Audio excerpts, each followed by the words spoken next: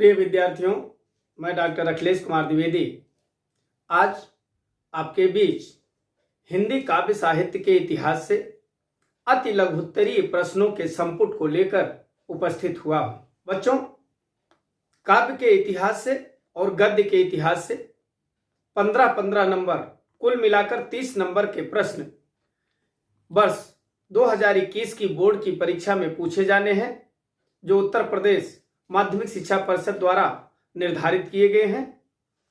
मैं चाहता हूं कि आप इन लघुत्तरीय प्रश्नों के संपुट को ध्यान से देखें, इनके उत्तर को पढ़ें, देखें, समझें और मुझे यह विश्वास है कि इन प्रश्नों को देख लेने से, पढ़ लेने से, स्मरण कर लेने से निश्चित रूप से आपके परीक्षा में अधिकतम अंक आपको मिलेंगे।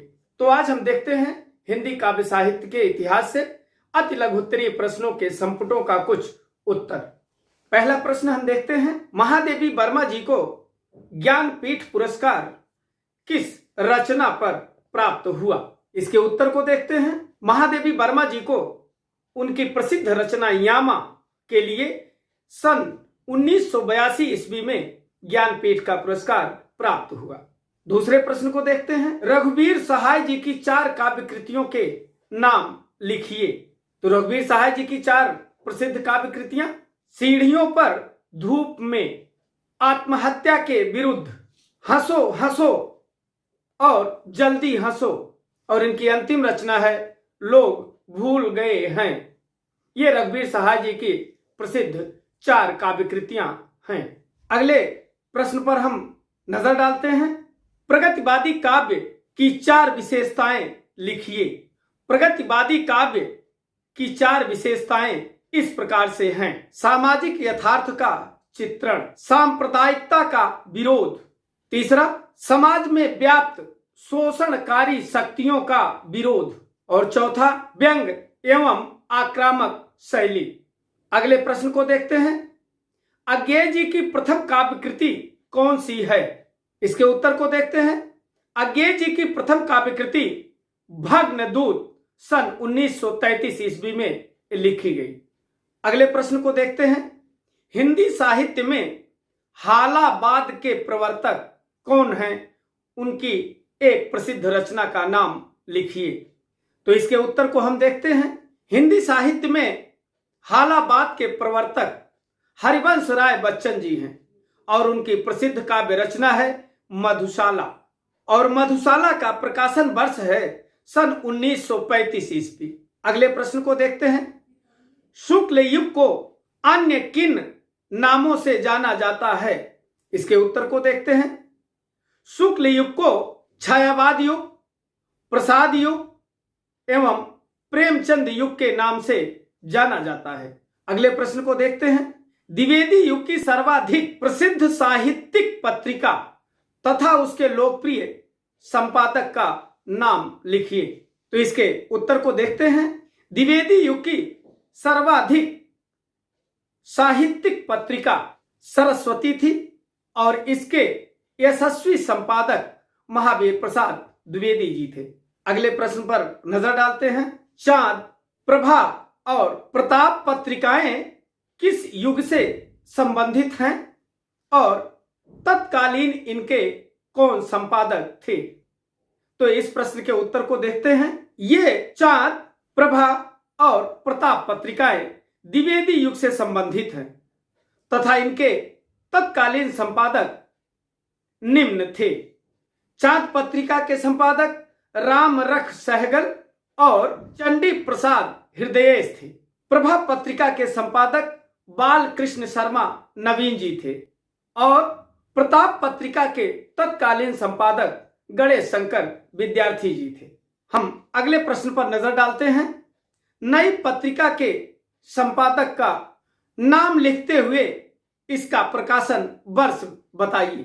नई कविता पत्रिका का प्रकाशन वर्ष सन 1954 ईस्वी है और इसके संपादक डॉक्टर जगदीश चंद्र गुप्त तथा डॉक्टर रामस्वरूप चतुर्वेदी जी थे।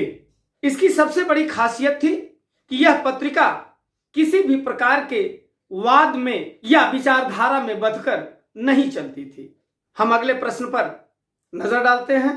कविता संवर्धनी सभा के संस्थापक तथा उसके मुखपत्र का नाम लिखिए। अब हम इसके उत्तर को देखते हैं। कविता संवर्धनी सभा के संस्थापक भारतेंदु हरिश्चंद्र जी थे और इस सभा के मुखपत्र का नाम कवि वचन सुधा था।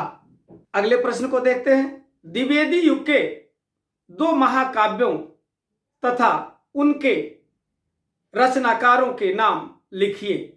इसके उत्तर को देखते हैं। साकेत महाकाव्य, रचनाकार हैं मैथिली शरण गुप्त जी। प्रिय प्रवास महाकाव्य, इसके रचनाकार हैं अयोध्या सिंह उपाध्याय हरिओत जी। अगले प्रश्न को देखते हैं। गुसाई दत्त को कवि के रूप में किस नाम से जाना जाता है?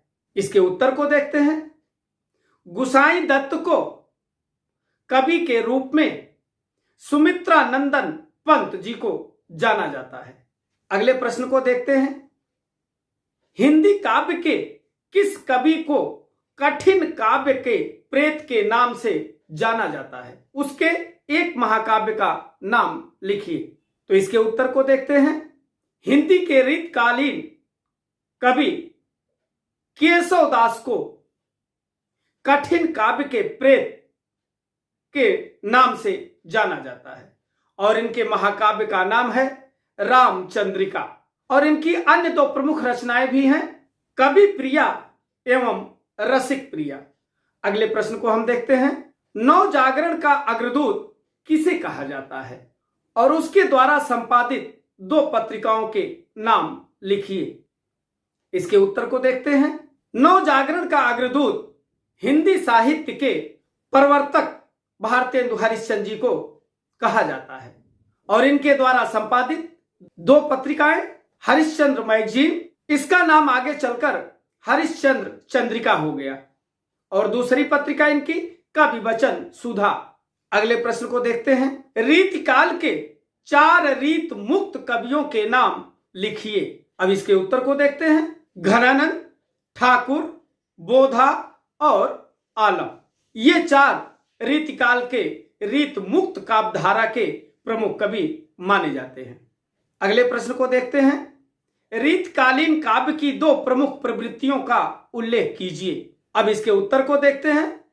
रीतकाल की 2 प्रमुख प्रवृत्तियां इस प्रकार से हैं।